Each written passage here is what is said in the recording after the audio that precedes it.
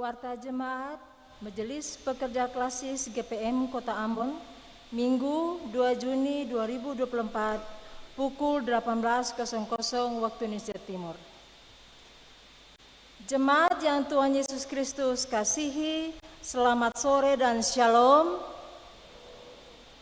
Majelis Pekerja Klasis GPM Kota Ambon menyampaikan selamat datang bagi Bapak Ibu, Saudara-saudari, anak-anak di kebaktian ini, khusus bagi yang baru pertama kali hadir di Gereja Maranatha. Kami menyambut kehadiran Bapak Ibu, Saudara-saudari dan anak-anak dengan sukacita. Kami mengucapkan terima kasih kepada jemaat atas seluruh perhatian serta tepangan untuk pelayanan dan kesaksian di Gereja Maranatha. Kami juga mengucapkan selamat bagi jemaat yang menikmati sukacita hari ulang tahun kelahiran, hari ulang tahun pernikahan, dan kebahagiaan lainnya di sepanjang minggu ini. Doa kami, Tuhan Yesus senantiasa memberkati. Selanjutnya kami mohon perhatian jemaat untuk informasi pelayanan sebagai berikut. 1. Dalam rangka pelaksanaan pekabaran Injil Klasis Kota Ambon di Jemaat Patahui Klasis Taniwel, maka tim mohon bantuan Bapak Ibu Saudara-saudari untuk menyumbang lewat amplop sehari berkorban yang akan diedarkan pada hari Minggu 9 Juni 2024 dalam kebaktian pukul 09 waktu Indonesia Timur dan pukul 18.00 waktu Indonesia Timur. 2. Kebaktian pemuda di Gereja Maranatha akan dilaksanakan pada hari Minggu 9 Juni 2024 pukul 18.00 waktu Indonesia Timur. Mohon kehadiran para pemuda dalam kebaktian dimaksud. 3. Penerimaan kolekta Minggu 26 Mei 2024 pukul 9 pagi waktu Indonesia Timur sebesar Rp15.162.000. Syukur sebesar Rp1.760.000.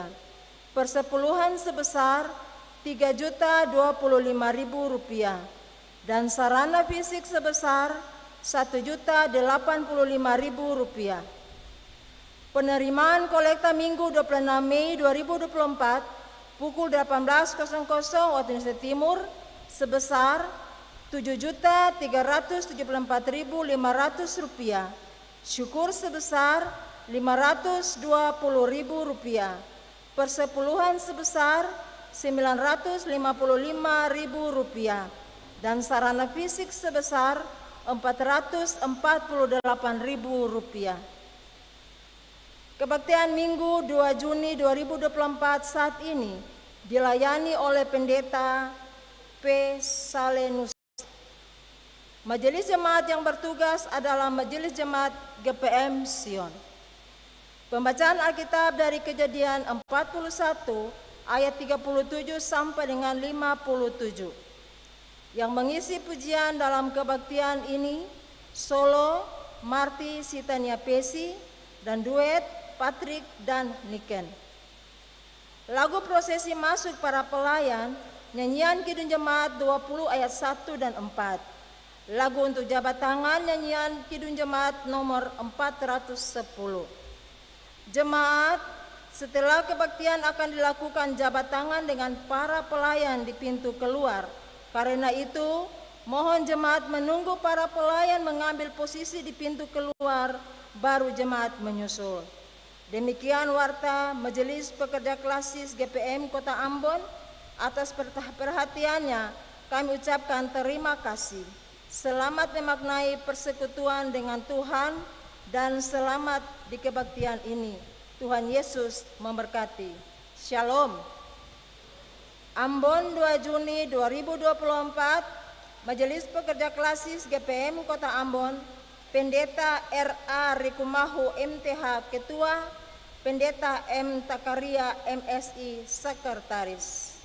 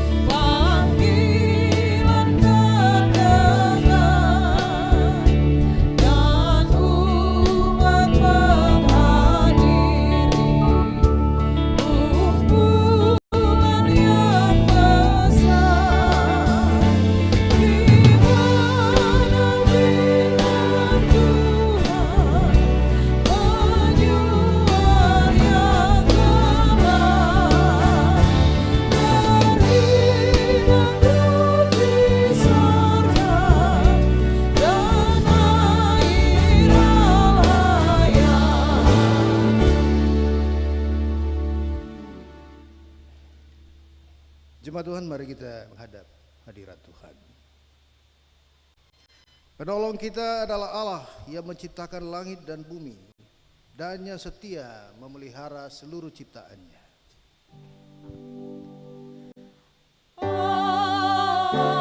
Amin. Kasih karunia dan damai sejahtera dari Tuhan Yesus Kristus menyertai jemaat. Kita tahu sekarang bahwa Allah turut bekerja dalam segala sesuatu untuk mendatangkan kebaikan bagi mereka yang mengasihi Dia, yaitu bagi mereka yang terpanggil sesuai dengan rencana Allah. Demikianlah nas pembimbing kita, Roma pasal 8 ayat 28.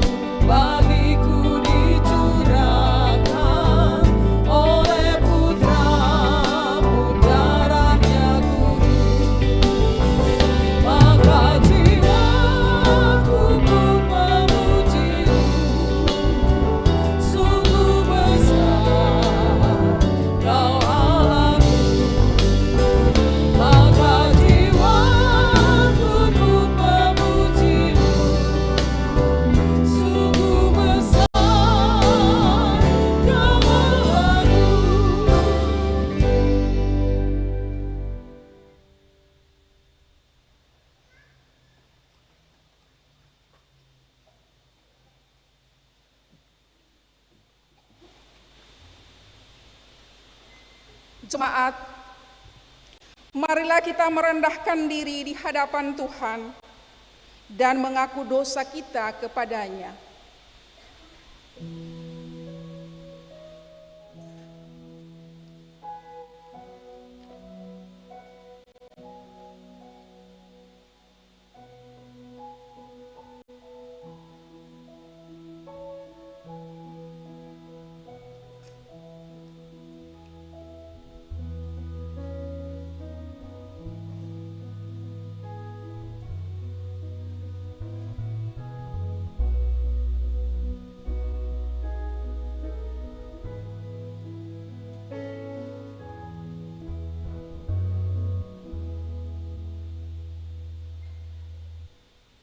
Ya Allah, sebagai manusia yang terbatas, kami mengaku bahwa kami sering tidak setia melakukan apa yang Engkau kehendaki. Kami cenderung mengandalkan kekuatan diri kami sendiri daripada mengandalkan Tuhan.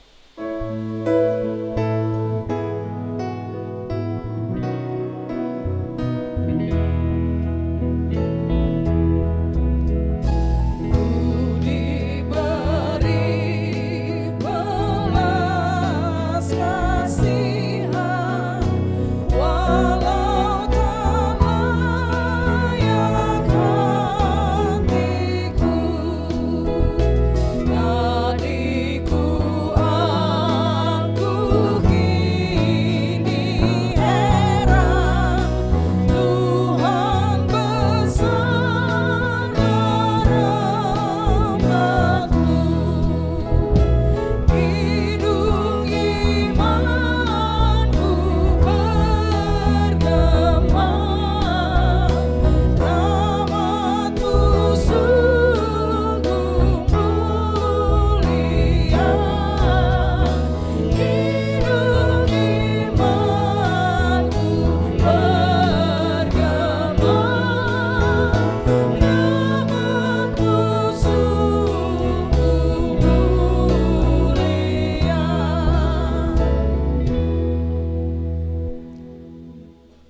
Ya Allah, kami sering lalai akan tanggung jawab terhadap lingkungan.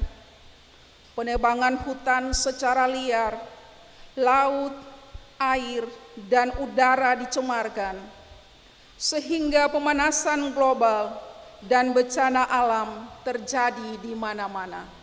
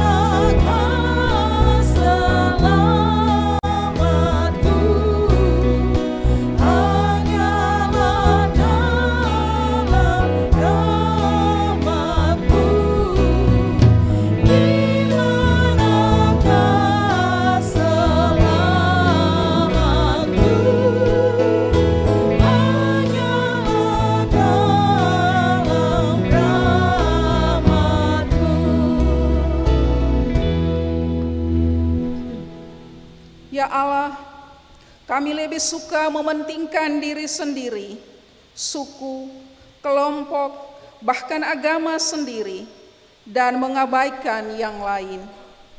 Hubungan dengan Tuhan, sesama, dan ciptaan sering terabaikan.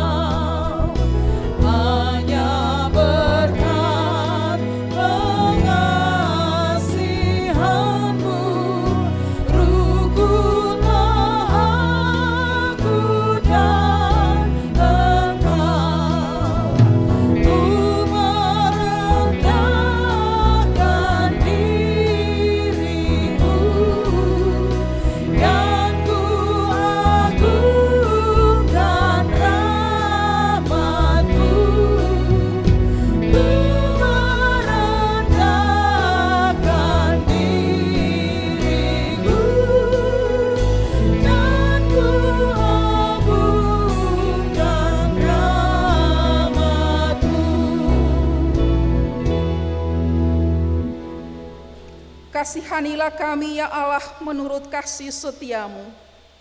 Hapuskanlah pelanggaran kami menurut rahmat-Mu yang besar. Bersihkanlah kami seluruhnya dari kesalahan dan tahirkanlah kami dari dosa.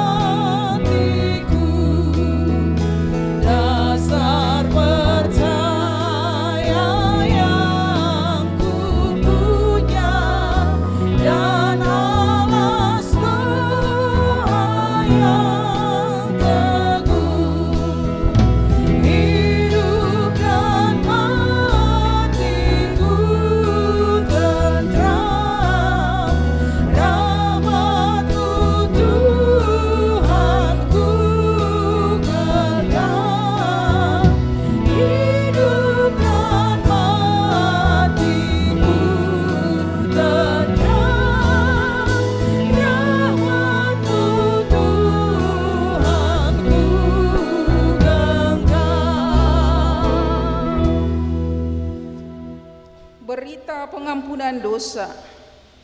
Bagi saudara-saudara yang mengaku dosanya dengan jujur dan penuh penyesalan di hadapan Allah, maka sesungguhnya pengampunan dosa telah berlaku, seperti yang dikatakan dalam Kisah Para Rasul 13 ayat 38. Jadi ketahuilah, hai saudara-saudara, oleh karena Dialah, maka diberitahukan kepada kamu pengampunan dosa.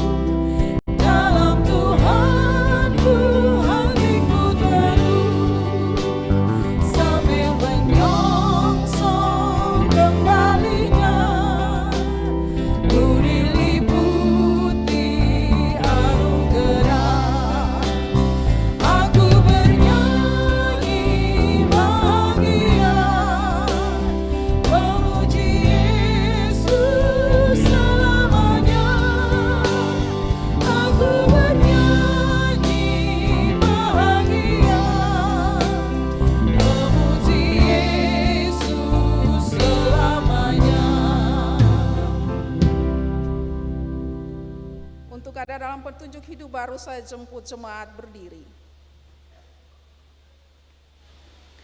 Jemaat, dengarlah dan berlakukanlah petunjuk hidup baru ini dalam hidup saudara-saudara, sebagaimana yang tertulis dalam Roma 13 ayat 8 sampai 10.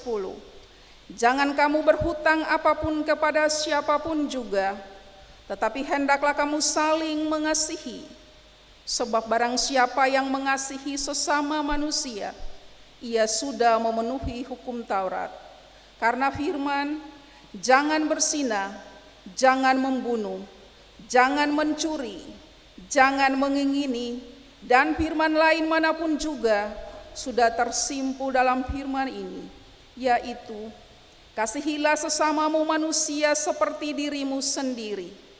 Kasih tidak berbuat jahat terhadap sesama manusia, karena itu kasih adalah kegenapan hukum Taurat.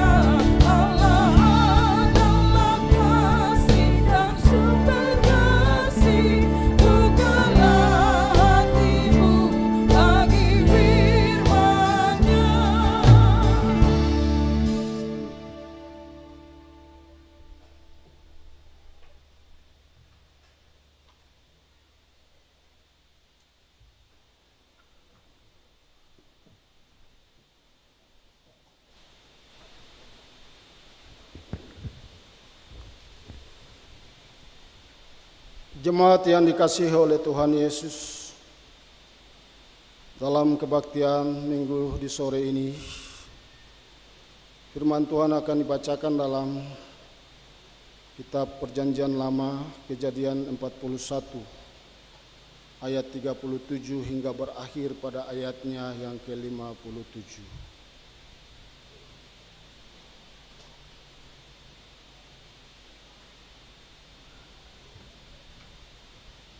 Mari kita siapkan hati dan pikiran kita untuk Tuhan, dan kita minta kuasa Roh Tuhan yang kudus memimpin kita dalam pembacaan dan pemberitaannya. Kita berdoa. Ya Tuhan, mampukanlah kami dengan Roh Kudus agar kami dapat membaca Alkitab, memahami dan melaksanakan kehendak-Mu melalui pemberitaan firman. Amin.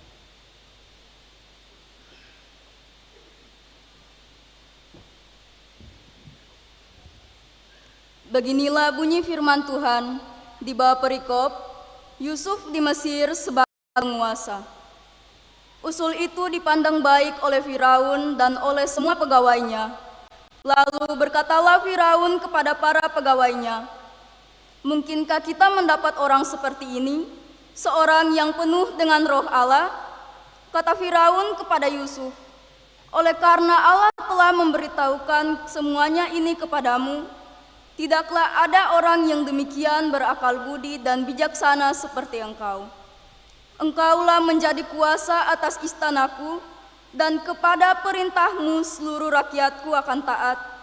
Hanya tahta inilah kelebihanku daripadamu."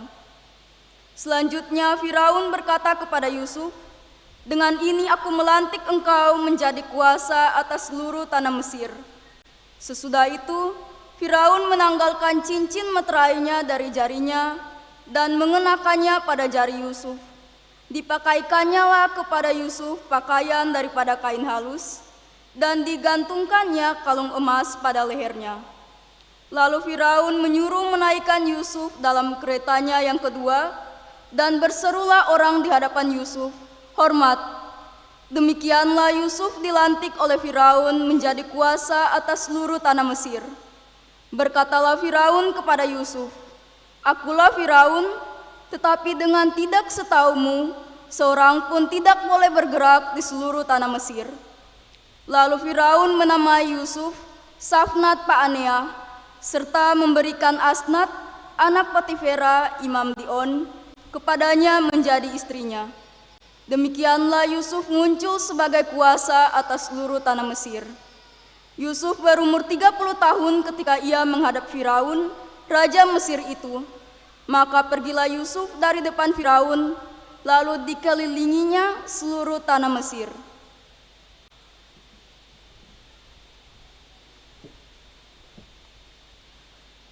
Tanah itu mengeluarkan hasil bertumpuk-tumpuk dalam 7 tahun kelimpahan itu. Maka Yusuf mengumpulkan segala bahan makanan ke 7 tahun kelimpahan yang ada di tanah Mesir, lalu disimpannya di kota-kota. Hasil daerah sekitar tiap-tiap kota disimpan di dalam kotak itu. Demikianlah Yusuf menimbun gandum seperti pasir di laut, sangat banyak sehingga orang berhenti menghitungnya, karena memang tidak terhitung. Sebelum datang tahun kelaparan itu, lahirlah bagi Yusuf 2 orang anak laki-laki yang dilahirkan oleh Asnat, anak Potifera, imam Dion. Yusuf memberi nama Manasye kepada anak sulungnya itu, sebab katanya, "Allah telah membuat aku lupa sama sekali kepada kesukaranku dan kepada rumah bapakku." Dan kepada anaknya yang kedua diberinya nama Efraim, sebab katanya, "Allah membuat aku mendapat anak dalam negeri kesengsaraanku." Setelah lewat ke-7 tahun kelimpahan yang ada di tanah Mesir itu, mulailah datang 7 tahun kelaparan, seperti yang telah dikatakan Yusuf, dalam segala negeri ada kelaparan, tetapi di seluruh negeri Mesir ada roti. Ketika seluruh negeri Mesir menderita kelaparan dan rakyat berteriak meminta roti kepada Firaun, berkatalah Firaun kepada semua orang Mesir, "Pergilah kepada Yusuf, perbuatlah apa yang akan dikatakannya kepadamu." Kelaparan itu merajalela di seluruh bumi, maka Yusuf membuka segala lumbung dan menjual gandum kepada orang Mesir. Sebab makin hebat kelaparan itu di tanah Mesir, juga dari seluruh bumi datanglah orang ke Mesir untuk membeli gandum dari Yusuf, sebab hebat kelaparan itu di seluruh bumi. Demikianlah firman Tuhan.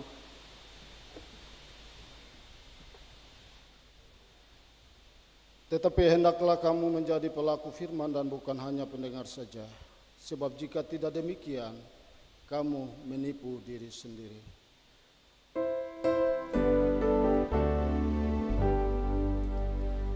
Haleluya, haleluya, haleluya.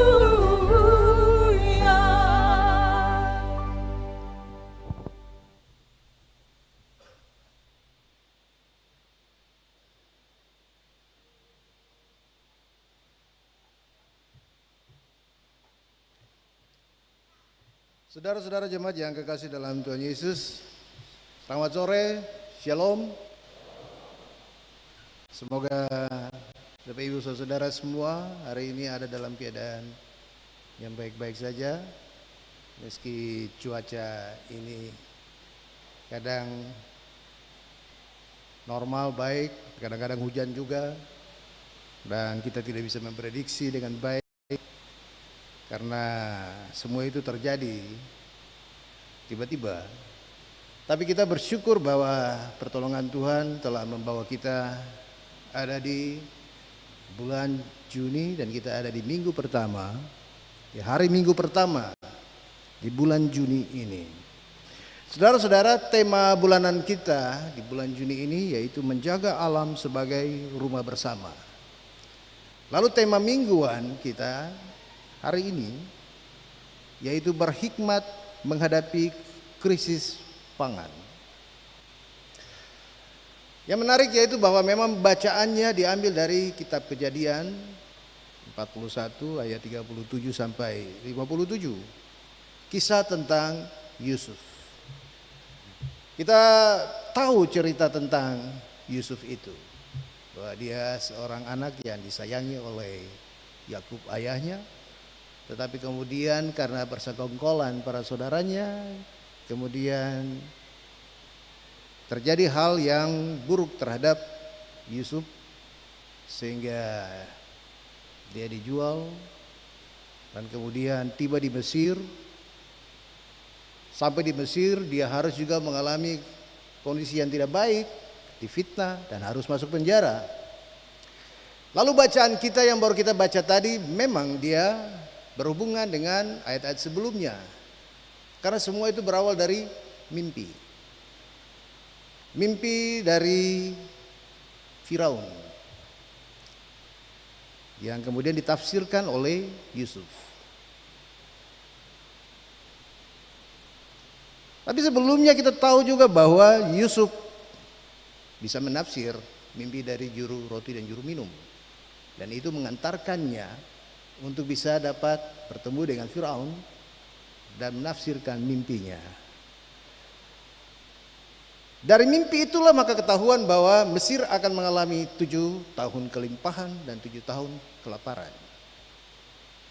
Maka kalau tema hari ini bicara tentang krisis pangan, karena memang bahan bacaannya menceritakan bahwa akan ada terjadi krisis pangan, tetapi kemudian diantisipasi oleh Yusuf dengan cerita bahwa dia menafsirkan mimpi itu. Lalu kemudian dari tafsiran mimpi itulah Yusuf mendapatkan satu jabatan istimewa di bawah Firaun, seorang penguasa yang hanya statusnya di bawah Firaun. Selebihnya dia memiliki kekuasaan. Ada transformasi yang terjadi pada Yusuf. Dan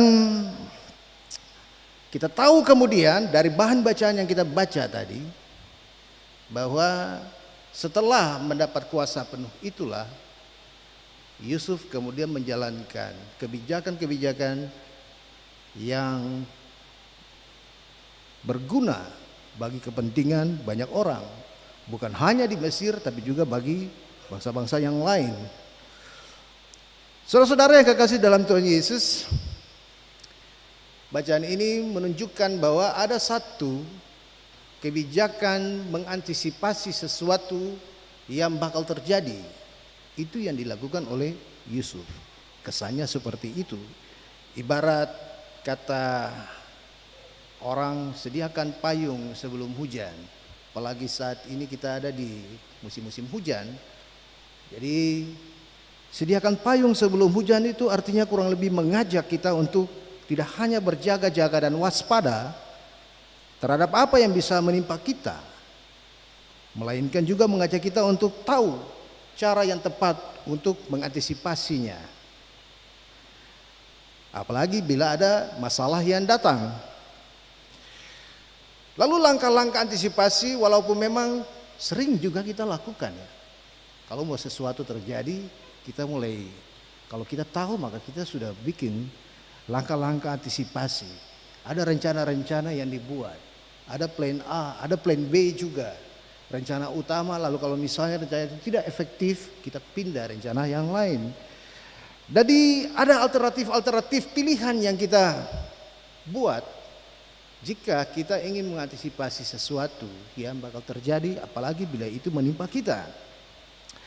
Jadi apa yang dilakukan oleh Yusuf ini menunjukkan ada kesiapan, apalagi bila itu menyangkut keselamatan diri. Tapi kita juga perlu menyadari bahwa apapun kesiapan kita tetap ada konsekuensinya, tetap ada resikonya. Artinya bahwa tidak ada yang sempurna. Ibarat kalau kita bilang sediakan payung sebelum hujan, lalu kita punya payung kemudian datang hujan, kalau hujan kecil-kecil tidak apa-apa. Kalau payung kita kecil ya tidak apa-apa. Apalagi kalau payung besar tapi hujannya kecil tidak apa-apa. Tapi kalau kita berpayung di tengah-tengah hujan badai, pasti ada, tidak bisa menghindari risiko basah. Maka alternatif yang terbaik yaitu bahwa cari tempat perlindungan. Tidak bisa hanya bertahan dengan payung. Cari tempat yang lebih aman, entah rumah, gedung dan sebagainya, yang penting kita aman. Ya sama juga dengan apa yang pernah kita alami di dalam pengalaman mengantisipasi sesuatu sebelum terjadi, apalagi itu menyangkut keselamatan diri. Kita ingat bahwa pada waktu COVID-19 itu terjadi, berbagai langkah antisipasi itu telah dilakukan. Sebelum virus itu dia menyebar di negara kita, sudah ada persiapannya. Tapi itu pun tidak bisa mencegah ada korban, ada yang terinfeksi. Jadi instrumen apapun yang kita lakukan itu sangat tergantung pada orang yang menggunakannya. Tergantung kepada siapa yang mengambil keputusan. Bagaimana cara dia mengantisipasinya. Dan itu yang terjadi sehingga ya dari bacaan itu kita jadi tahu juga bahwa Firaun juga tidak pilih sembarang orang. Siapa yang memiliki kebijaksanaan, yang memiliki hikmat seperti ini, dialah yang dipilih. Maka Yusuf yang kemudian dipilih untuk mengatasi problem krisis bila itu terjadi. Maka apapun caranya, apapun metodenya, tergantung juga kepada orang yang mengerjakannya. Orang yang menjadi penentunya. Manusia adalah penentunya. Jadi kalau kita bicara juga tentang pangan, memang belakangan ini kita mengalaminya. Dan krisis-krisis pangan itu memang sudah terjadi dan itu sering digaungkan setelah COVID itu mulai berkurang dampaknya.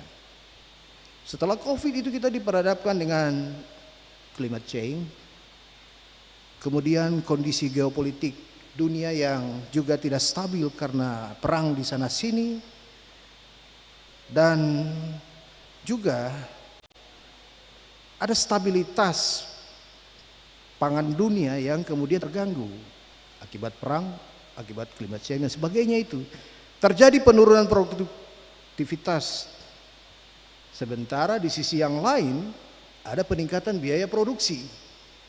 Akibatnya yang terasa yaitu bahan-bahan pokok menjadi naik. Harga beras naik, harga-harga bahan pokok turun naik, tidak stabil, dan itu terasa bagi mama-mama di dapur. Yang mungkin terasa bahwa bukan cuma harga beras naik, kadang bawang naik, kadang cili naik. Lalu kita mulai membandingkan, ya kalau saat ini kenapa bisa susah seperti ini? Dulu-dulu juga tidak. Karena mungkin di pekarangan ada yang tanam cili. Dulu-dulu mau cari sesuatu itu gampang saja. Karena itu berpengaruh bagi ekonomi keluarga.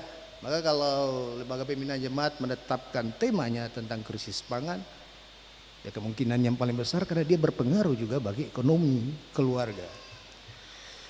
Dan itu terasa.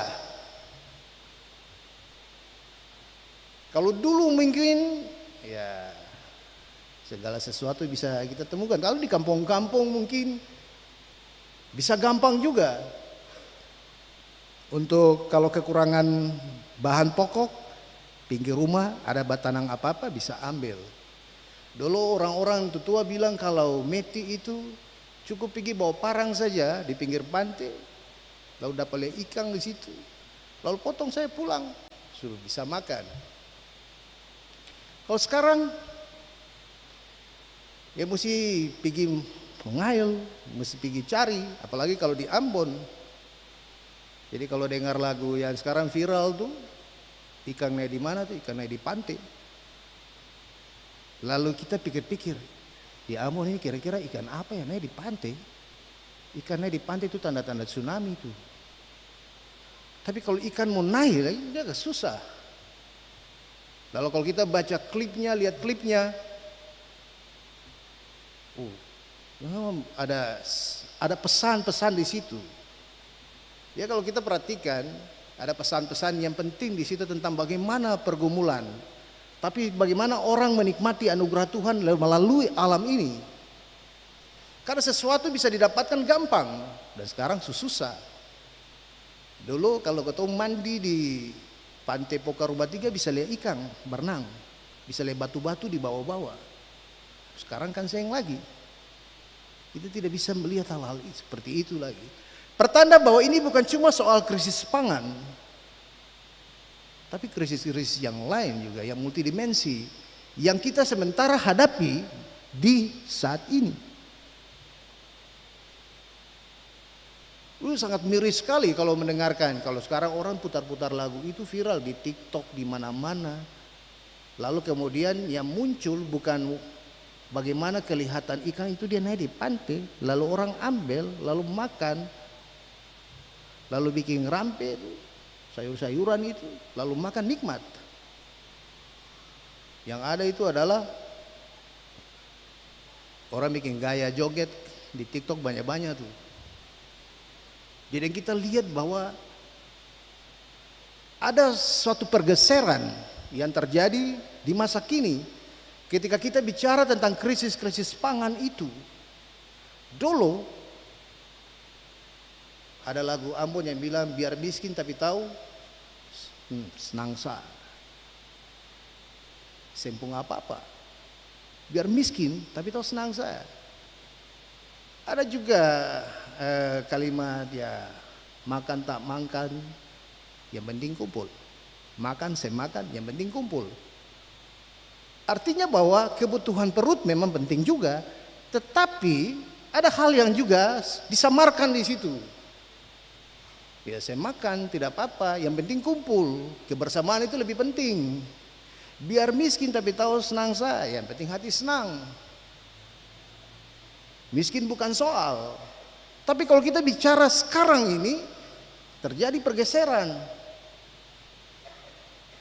Karena segala sesuatunya mulai sulit dan krisis itu terjadi di mana-mana. Itu yang mestinya kita waspadai dengan dulu juga. Kalau kita dengar-dengar orang tua bicara biar miskin sih nggak apa-apa tuh, yang penting Tuhan. Artinya biar hidup kurang-kurang, yang penting kedekatan dengan Tuhan itu lebih penting. Jadi status sosial dulu itu tidak terlalu penting. Yang penting kedekatan-kedekatan itu dan prinsip-prinsip hidup yang harus dijalani mengalir itu dia berjalan. Maka orang Ambon terkenal dengan prinsip malu hati. Dan kalau prinsip malu hati itu dia pegang, maka dia akan memilih menutupi kekurangannya, kekurangan atas masalahnya, agar tidak diketahui orang. Maka banyak orang akan menutupi kekurangannya, keterbatasannya, kelemahannya di hadapan banyak orang karena malu hati. Kalau prinsip malu hati itu tetap dijaga, maka apalagi kalau plus dengan harga diri, jangan sampai malu. Maka dia akan memilih menyembunyikan kesulitannya agar jangan orang lain tahu. Tetapi Bapak Ibu Saudara semua, zaman ini tidak lagi. Soal kita di masa kini yang kita temukan hari-hari adalah suka tidak suka, yang penting viral. Kalau dulu Yusuf melihat adanya waktu kelimpahan dan juga krisis dari dunia mimpi, ketika mimpi Firaun itu ditafsirkan menjadi 7 tahun kelimpahan dan 7 tahun kelaparan, lalu dia mengambil langkah-langkah antisipasi yang tepat.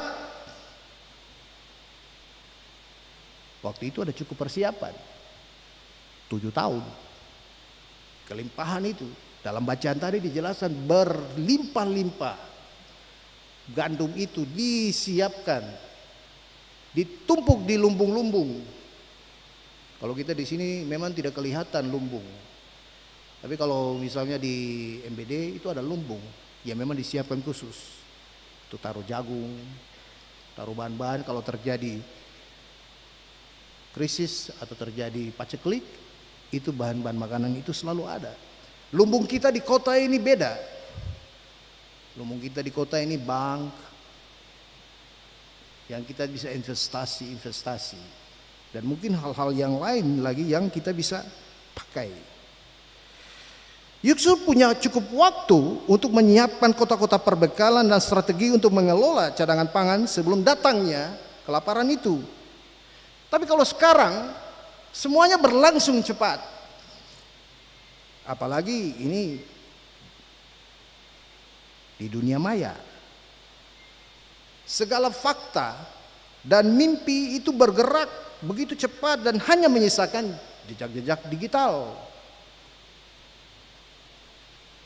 Di gadget-gadget kita ini ibarat seperti lumbung yang menampung banyak hal, menampung mimpi-mimpi banyak orang, yang kemudian berubah, diungkapkan di dalam berbagai konten-konten yang muncul. Entah itu dia kreativitas, inovasi yang berlimpah-limpah, tetapi juga kita melihat hal-hal yang kontroversial, yang hoax, yang penting ada, yang penting viral.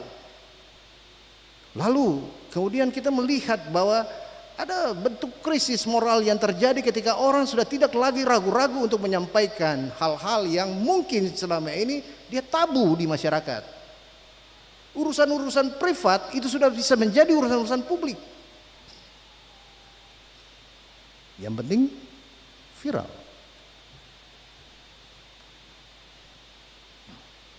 Dan itu bergerak bersamaan dengan cepat, sehingga kita tidak bisa menunggu mana yang hari baik, mana yang hari waktu susah. Karena di dalam hari-hari itu ada yang baik, ada yang buruk yang terjadi. Tadi tata ibadah kita ketika pengakuan dosa, kita sama-sama mengakui. Dan kita mengetahui bahwa dalam pengakuan-pengakuan itu ada banyak hal yang sebenarnya menunjukkan krisis itu multidimensi, yang membawa kita masuk di dalam permohonan pengampunan dosa dari Tuhan. Kalau dulu dalam Alkitab ini tertulis Yusuf diberikan kuasa khusus oleh Firaun. Kalau sekarang semua orang sepertinya memiliki kuasa untuk mengatur dunianya sendiri. Apalagi bukan cuma dunia nyata dan hanya dunia nyata, tapi kini sudah ada dunia maya. Masing-masing orang memiliki kuasa untuk mengatur dirinya tanpa perlu lagi pakai cincin meterai, pakai kain lenan halus, atau kalung emas sebagai tanda bahwa dia memiliki kuasa. Kalau sekarang orang cukup punya gadget, punya akun, ada jaringan, terserah. Maka berlimpah informasi, entah itu menghibur, mendidik, memotivasi, mengharukan, tapi juga menjengkelkan, bahkan kontroversial, hoax sampai membuli juga, itu terjadi dan kita temukan. Campur aduk dan dia mengancam, dan itu tersedia. Kita menemukan bahwa keseriusan bisa menjadi lelucon. Hiburan bisa mengarah pada bentuk sarkasme atau cemohan. Dan fakta bisa menjadi alat untuk membentuk opini. Maka saudara-saudara, dengan segala hormat, tidak berlebihan bila dapat dikatakan bahwa memang krisis yang melanda kita bukan hanya seputar harga bahan pokok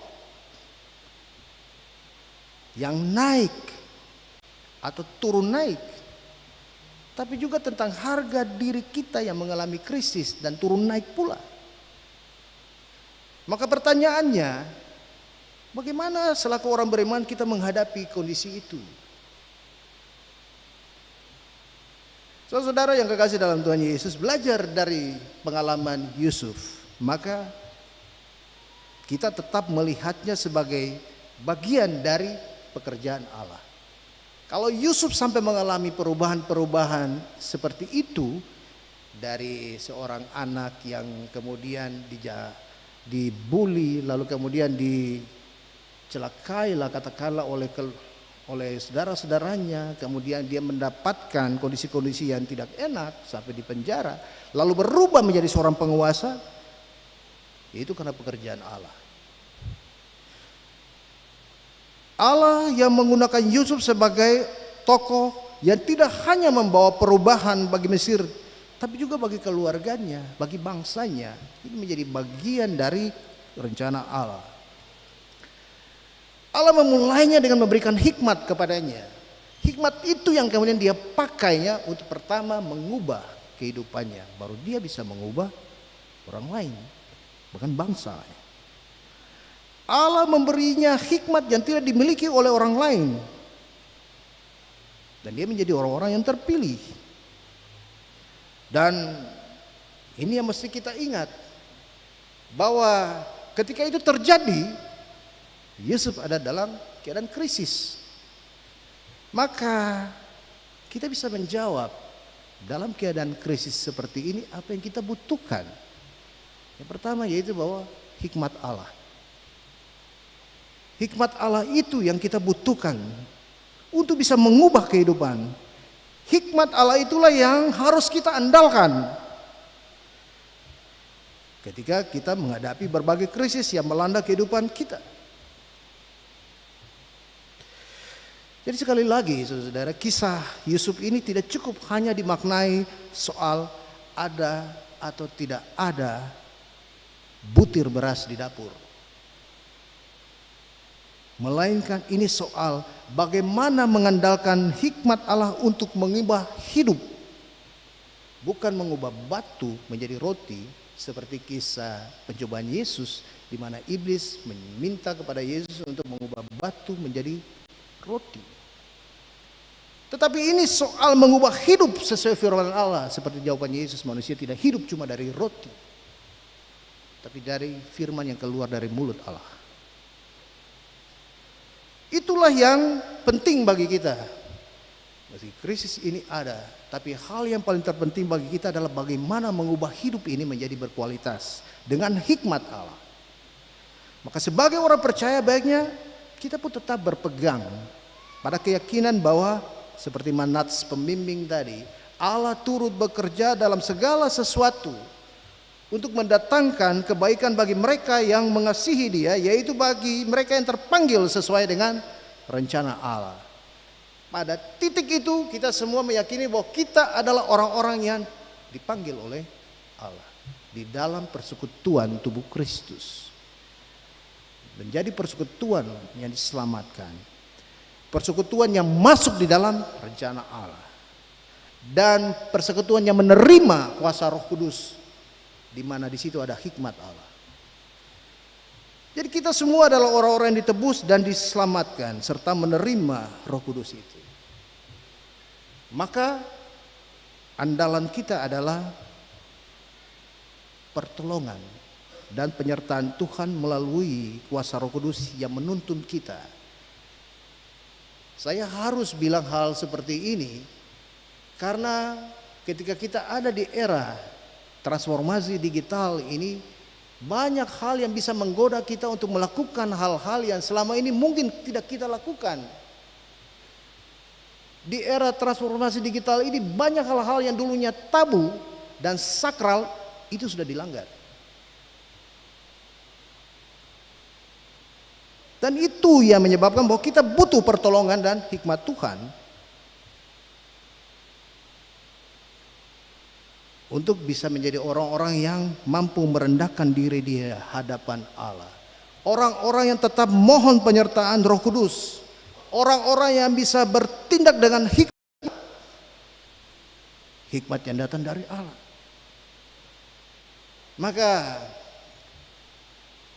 kalau pada waktu itu Yusuf mengisi lumbung-lumbung itu dengan hasil-hasil bumi yang melimpah, yang berkualitas, gandum-gandum yang betul-betul memenuhi lumbung-lumbung itu, maka di masa ini lumbung-lumbung apa yang mesti kita isi? Kita mengisi lumbung kita dengan uang? Bisa. Tapi hal yang paling penting, lumbung-lumbung rumah tangga kita itu yang harus diisi dengan ajaran-ajaran yang sehat, dengan teladan-teladan yang baik yang diberikan oleh orang tua kepada anak-anak, supaya mereka tidak tergoda untuk melakukan hal-hal yang bertentangan dengan iman Kristen. Teladan-teladan yang baik bagi generasi-generasi muda kita, dan mengajak kita semua untuk memakai waktu anugerah Tuhan ini dengan sebaik-baik, supaya kita tidak menjadi serupa dengan dunia ini, tapi dapat membedakan mana kehendak Allah, apa yang baik dan yang berkenan kepada Allah dan yang sempurna. Tuhan memberkati saudara semua. Amin.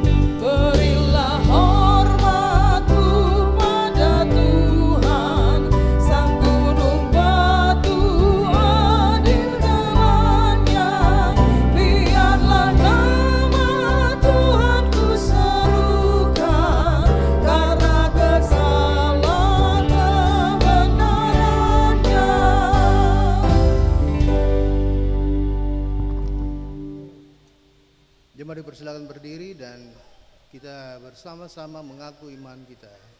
Dengan pengakuan iman rasuli yang diucapkan bersama-sama, kita berkata, aku percaya pada Allah, Bapa yang Maha Kuasa, Khalik langit dan bumi, dan pada Yesus Kristus anak yang tunggal Tuhan, yang dikandung daripada Roh Kudus dari dalam hari, yang menderita di bawah pemerintahan Pontius Pilatus, disalibkan, mati dan dikuburkan, turun ke dalam kerajaan-Mu. Pada hari yang ketiga bangkit pula dari antara orang mati, naik ke surga di sebelah kanan Allah Bapa yang Maha Kuasa, dan akan datang dari sana untuk menghakimi orang yang hidup dan yang mati. Aku percaya pada Roh Kudus, Gereja yang kudus, persekutuan orang kudus, pengampunan dosa, kebangkitan dan hidup yang kekal. Amin.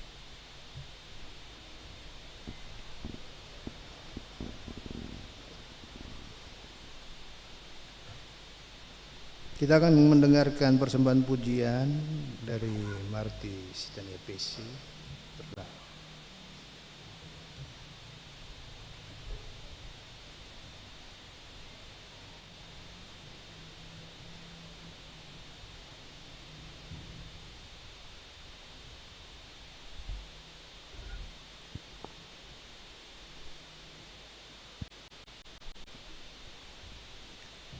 Selamat malam Bapak Ibu Jemaat Shalom. Kiranya lagu yang beta bawakan ini boleh menjadi berkat sukacita dalam memasuki usbu yang baru.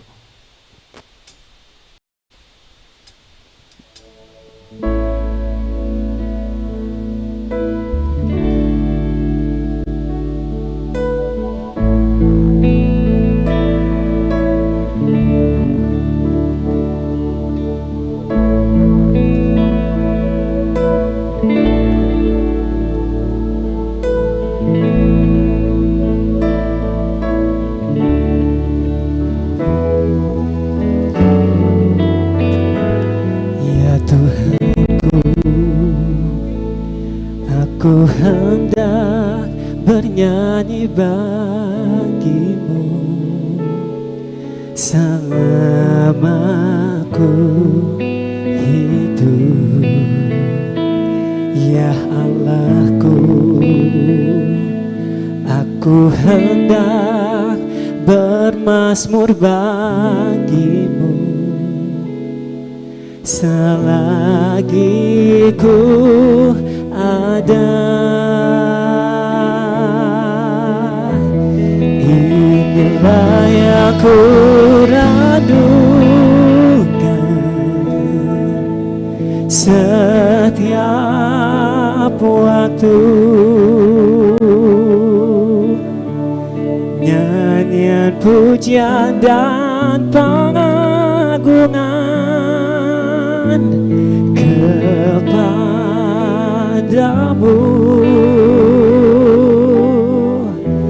Biarlah manis kau dengar Tuhan, manis kau dengar Tuhan, dan hatiku bersuka karenamu.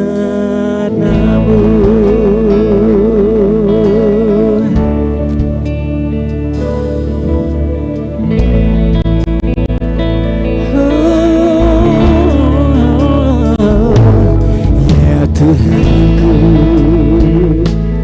aku hendak bernyanyi bagimu selama ku hidup, ya aku hendak bermazmur bagimu, oh, selagi ku ada. Inilah yang ku ragukan setiap waktu, nyanyian pujian dan pengagungan kepadamu.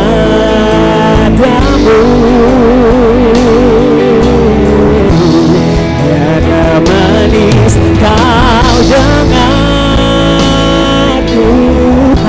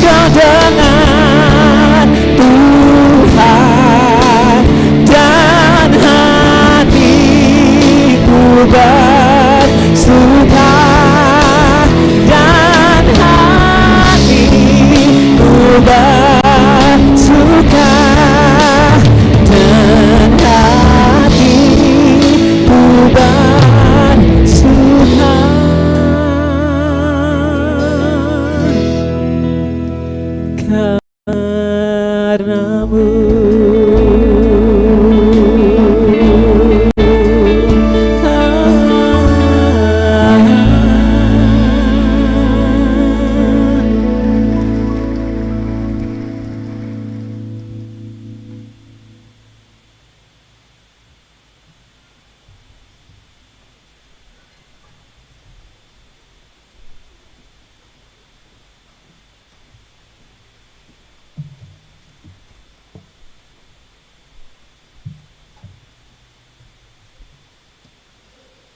Jemaat, Tuhan telah mengaruniakan kepada kita hidup dan berbagai berkat yang menopang hidup kita. Semua pemberian Tuhan itu mesti digunakan untuk memuliakan Dia melalui pelayanan bagi sesama dan lingkungan. Muliakanlah Tuhan dengan harta benda pemberiannya.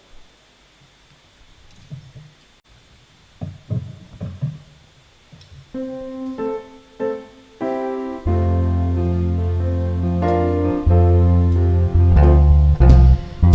beri persembahan pada Tuhanku sambil puji Yesus Juru Selamatku.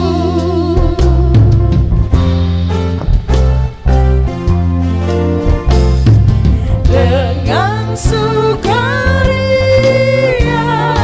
ku beri padamu dan merasa kaya dalam Tuhanku.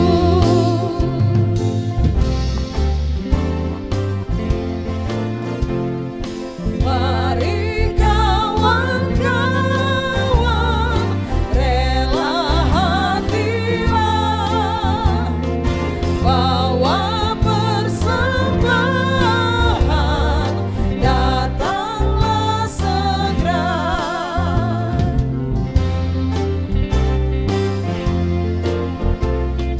Ku beri persembahan pada Tuhanku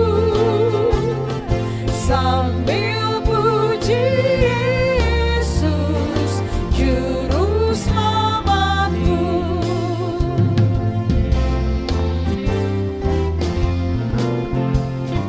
Dengan sukaria ku beri padamu dan merasa kaya dalam Tuhanku.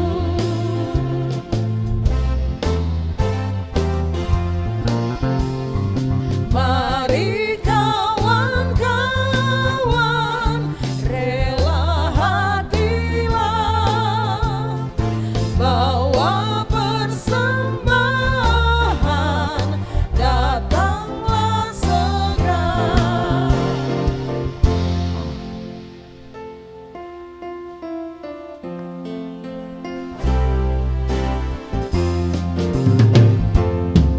Ya untungku besar jika Yesus milikku, jiwaku bergemar dapat damai sepenuh.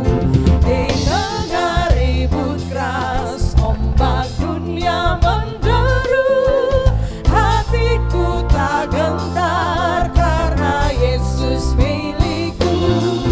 Benar-benar ya untungku besar, benar-benar ya untungku besar, benar-benar ya untungku besar jika ku dapat Yesus jadi milik benar.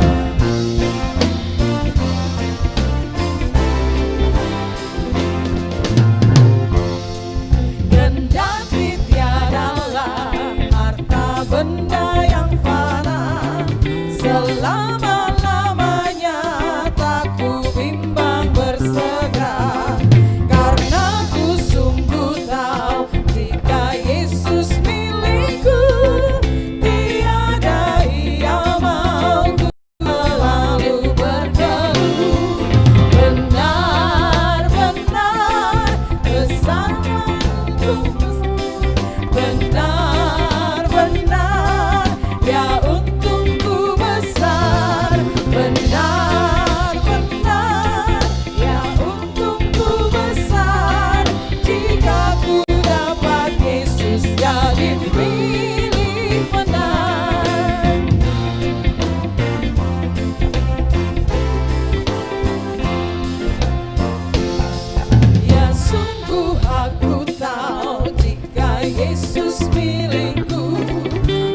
tiada aku jauh dari susah dan keluh di dunia yang fana, serta Yesusku berperang di surga yang baka, dengan Dia ku menang. Benar-benar ya untungku besar, benar-benar ya untungku besar, benar-benar ya untungku besar, jika ku dapat Yesus jadi milik benar.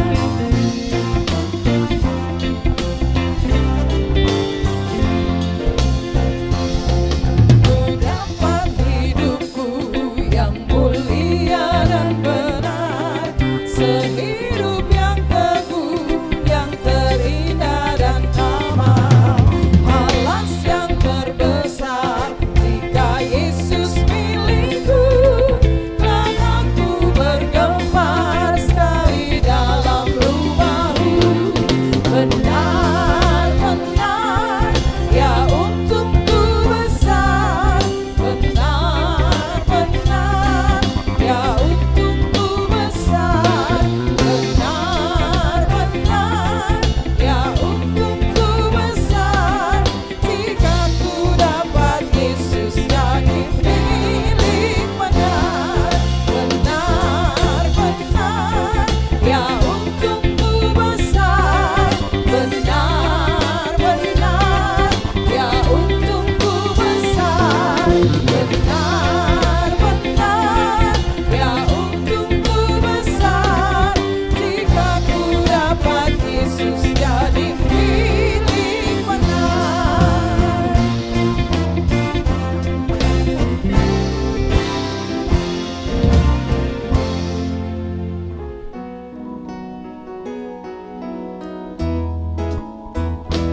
Kami bawa persembahan ini dan seluruh hidup di kaki salib Tuhan, karena Engkau persembahan yang agung, tulus dan suci, penebus dosa dunia. Terimalah Tuhan hidup kami, terimalah Tuhan cinta kami, terimalah persembahan kami bagi pelayananmu di dunia.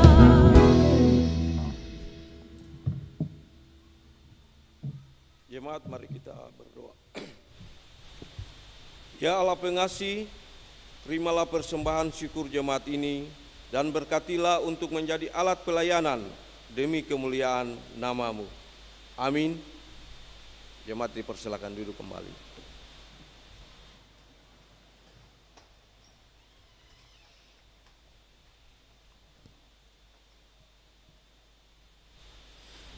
Kami persilakan duet Patrick dan Niken untuk membawakan persembahan pujiannya.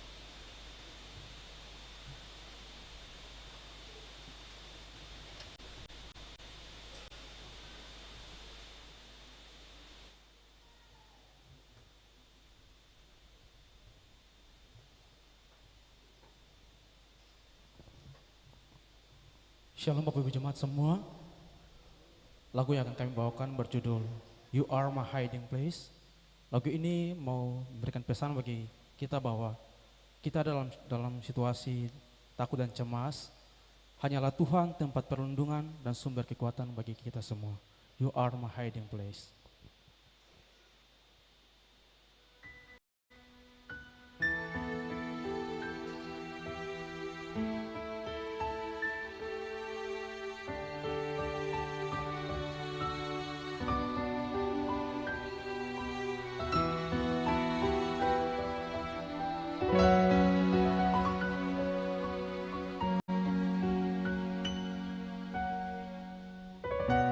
You are my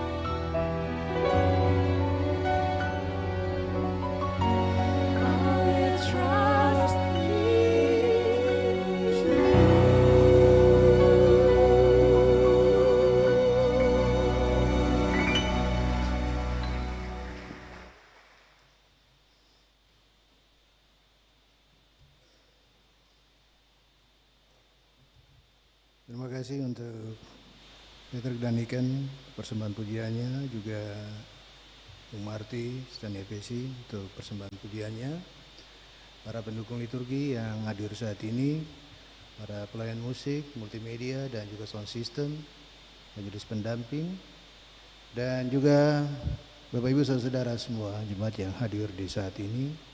Semoga Tuhan memberkati kita semua dalam persekutuan yang kita bangun di saat ini. Mari kita satu di dalam doa, dan doa ini diakhiri dengan doa Bapa kami bersama-sama. Kita berdoa.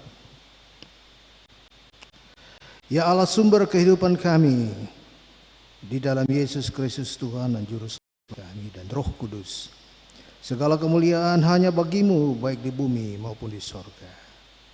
Kami umat-Mu datang dengan segala keberadaan hidup kami yang penuh kelemahan dan dosa. Kami mensyukuri hidup kami yang selalu terlindungi di dalam kuasa dan anugerah-Mu. Terima kasih Tuhan untuk segala kasih dan anugerah-Mu yang nyata dalam kehidupan kami, baik sebagai pribadi, keluarga, sebagai warga masyarakat, bahkan juga sebagai gereja-Mu di tengah-tengah dunia ini. Kami menyadari bahwa ada banyak tantangan yang kami temui di dalam kehidupan kami. Tidak hanya soal kebutuhan pokok sehari-hari, tetapi juga berbagai persoalan yang muncul seiring perkembangan dunia ini. Dan hari ini kami belajar dari pengalaman Yusuf tentang bagaimana dengan hikmat yang Engkau anugerahkan kepadanya, dia dapat menjaga keberlangsungan hidup banyak orang. Oleh sebab itu kami mohon kiranya kuasa Roh Kudus tetap Tuhan anugerahkan bagi kami, agar kami tahu bagaimana harus melangkah dan mengatasi berbagai krisis di sekeliling kami dengan hikmat-Mu. Kiranya Roh-Mu membuka hati dan pikiran kami untuk menjaga dan memelihara hidup ini dengan sebaik-baiknya, dan tidak larut di dalam godaan-godaan dunia yang semakin gencar. Tuntunlah kami Tuhan untuk mengerti jalan-jalan hidup ini seturut kehendak-Mu, dan biar oleh hikmat-Mu kami dapat melawan berbagai godaan yang mendatangkan dosa. Bapa kami yang kekal kudus, ada banyak di antara kami yang hidupnya sulit, apalagi di tengah-tengah krisis yang melanda kehidupan. Ada yang terus berjuang mempertahankan hidup meski dalam segala keterbatasan. Ada yang bahkan menjadi korban ketidakadilan dan harus menanggung derita. Maka kami percaya Tuhan, Mata-Mu melihat semuanya itu. Kami mohon demi kasih-Mu ya Tuhan, tolonglah mereka yang menderita. Bukalah jalan bagi setiap orang yang mau berjuang demi mengubah hidup, agar setiap jerih payah mereka tidak sia-sia. Doa kami juga bagi orang-orang kekasih kami yang berjuang untuk sembuh dari sakit. Tolonglah mereka ya Tuhan penebuskan, agar ada kesembuhan dan pemulihan yang terjadi di dalam mujizat-Mu yang penuh dengan kuasa itu. Begitu juga dengan kami yang berada dalam suasana duka dan kesedihan. Bapa, kami mohon, penuhilah kehidupan keluarga dan rumah tangga kami dengan sukacita dan penghiburan, supaya hari-hari hidup kami dipenuhi dengan semangat baru. Doa kami Tuhan juga bagi anak-anak kami yang masih berjuang dalam menempuh dan melanjutkan pendidikan. Kami mohon Tuhan membuka jalan bagi mereka untuk menjadi generasi-generasi yang berkualitas, cerdas, baik secara intelektual, emosional maupun spiritual. Sebagai gereja-Mu, kami pun tetap memohon tuntunan kuasa Roh Kudus untuk terus menyertai seluruh tugas-tugas pelayanan dan kesaksian gereja. Kiranya para pelayan khusus, para pendeta, penginjil, penatua, diaken, serta semua warga gereja yang terpanggil dalam menopang tugas-tugas pelayanan gerejawi, tetap diberikan kekuatan untuk bekerja dan melayani dengan penuh sukacita di ladang-ladang pelayanan ini. Biarlah hikmat Tuhan tetap menyertai majelis pekerja harian Sinode GPM dalam menjalankan tugas-tugas pelayanannya. Bahkan semua pelayan yang tersebar di 34 klasis dalam wilayah pelayanan GPM. Dan secara khusus juga kami mendoakan seluruh perangkat pelayanan warga jemaat di klasis Kota Ambon. Kami mohon kiranya kuasa Roh Kudus terus bekerja di tengah-tengah seluruh pergumulan dan tugas-tugas gereja yang dikerjakan, baik oleh majelis pekerja klasis maupun juga semua pelayan di tingkat jemaat. Semua orang yang bertugas menopang pelayanan ibadah di gedung gereja Maranatha ini juga kami doakan. Para pendukung liturgi, para kostor, tim musik, operator sound system, multimedia, bahkan semua warga jemaat yang hadir saat ini, kami mohon Tuhan selalu memberkati kehidupan kami semua dalam seluruh kesediaan hidup untuk melayani pekerjaanmu dan kesediaan hidup untuk bersaksikan namamu di tengah-tengah dunia ini. Bapa kami di sorga, doa kami juga kami bawa bagi bangsa dan negara kami. Kiranya negeri ini selalu aman di dalam perlindungan-Mu dari berbagai ancaman. Kami percaya Tuhan, kebenaran firman-Mu menyatakan di hari ini tentang bagaimana seorang pemimpin yang berhikmat itu dipilih oleh Tuhan. Maka kami serahkan semua proses-proses yang berlangsung di dalam dinamika politik di negara ini, bahkan di Provinsi Maluku, di Kota Ambon. Biarlah kuasa Tuhan dengan hikmat Tuhan yang mengalir bagi orang-orang yang Tuhan pakai untuk melayani warga masyarakat. Sebagai pemerintah, mulai dari tingkat pusat, provinsi, bahkan di kota ini, seluruh aparatur negara yang bertugas, kami mohon agar tetap menjalankan tugas dengan hikmat dan kebijaksanaan yang berguna bagi kesejahteraan masyarakat. Lalu Tuhan, tetaplah berjalan bersama kami melalui hari-hari yang penuh tantangan dan misteri ini. Karena kami tahu hanya Engkaulah satu-satunya penolong kami yang setia.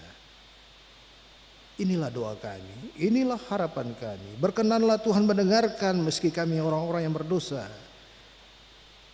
Dalam pengampunan dan anugerah-Mu kami bawa doa ini di dalam nama Tuhan Yesus Kristus, Juru Selamat kami. Dengarkanlah doa kami dan doa yang kami bawakan bersama-sama. Bapa kami yang di sorga, dikuduskanlah nama-Mu. Datanglah kerajaan-Mu, jadilah kehendak-Mu di bumi seperti di sorga. Berikanlah kami pada hari ini makanan kami yang secukupnya, dan ampunilah kami akan kesalahan kami, seperti kami juga mengampuni orang yang bersalah pada kami. Janganlah membawa kami ke dalam pencobaan, tapi lepaskanlah kami daripada yang jahat. Karena Engkau yang punya kerajaan dan kuasa dan kemuliaan sampai selama-lamanya. Amin.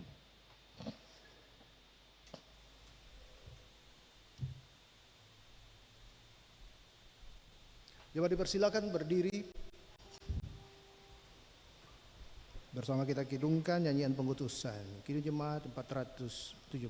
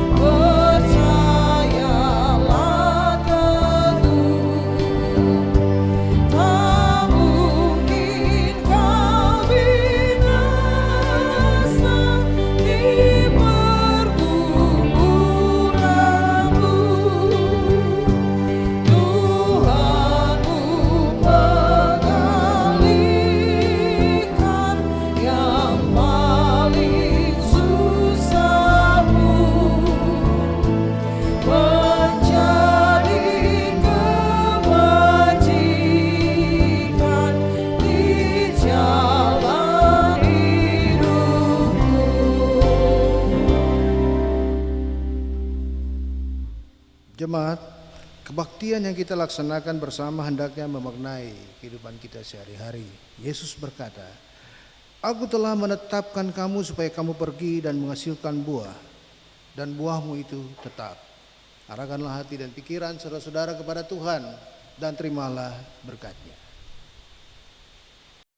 Tuhan memberkati kamu dan melindungi kamu. Tuhan menyinari kamu dengan wajah-Nya dan memberi kamu kasih karunia. Tuhan menghadapkan wajah-Nya kepadamu dan memberi kamu damai sejahtera.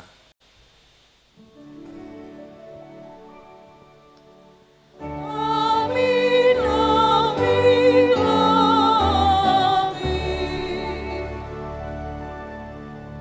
Jemaat dipersilakan duduk untuk ada dalam doa syukur.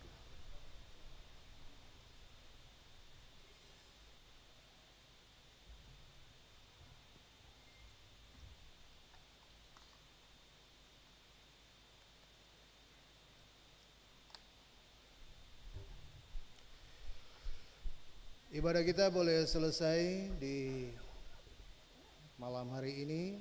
Bapak Ibu bisa berjabat tangan satu dengan yang lain. Selamat memasuki usbu yang baru. Jangan dulu pulang ke muka karena majelis jemaat dan para pelayan juga rindu untuk berjabat tangan dengan Bapak Ibu semua sebagai tanda berbagi sukacita.